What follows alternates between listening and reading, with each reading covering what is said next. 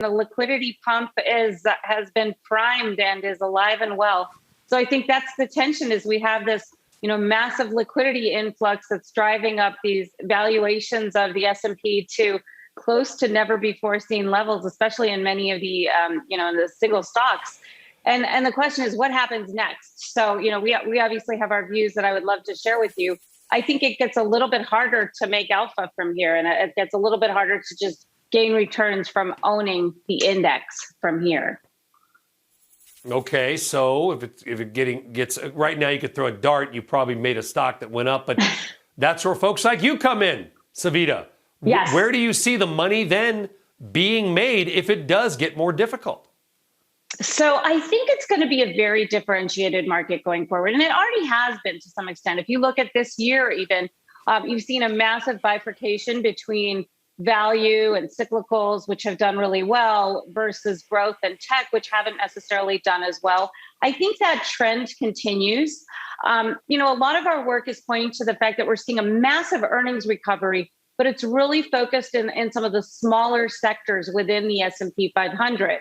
So, technology stocks might actually see a bit of a deceleration in earnings, whereas, materials, energy, industrial, some of these CapEx beneficiaries, or what we like to call these old economy stocks might actually do a lot better going forward. But the problem for the S&P 500 is that they're much smaller weights in the index. So it's harder for these sectors to really drive those types of outsized returns that we've seen over the last 10 years, where the leadership has been more in tech and growth. So, I think this earnings season is going to be a very interesting period where we're going to hear from companies what their outlook is for the next 12 to 24 months.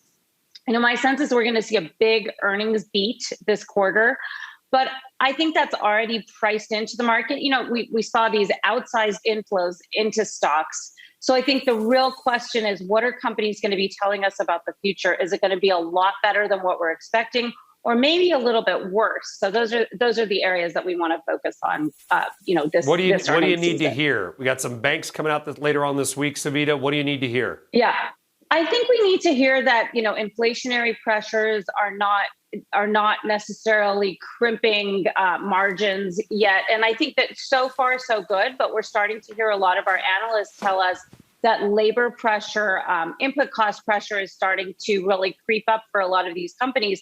And this is a theme we haven't seen in a long time. Inflation is not a worry that we've had over the last decade. So I think that's one thing to watch and to listen for. I also think that it's interesting to hear a lot more companies are spending on CapEx to, onshore their operations. But what this means is that they might be spending less on buybacks, which is another theme that we've gotten very used to over the last 10 years. An extra 2% earnings growth from buybacks, that might be a thing of the past, over the next few years, where we see different claims on cash of corporations. Shepard Smith here. Thanks for watching CNBC on YouTube.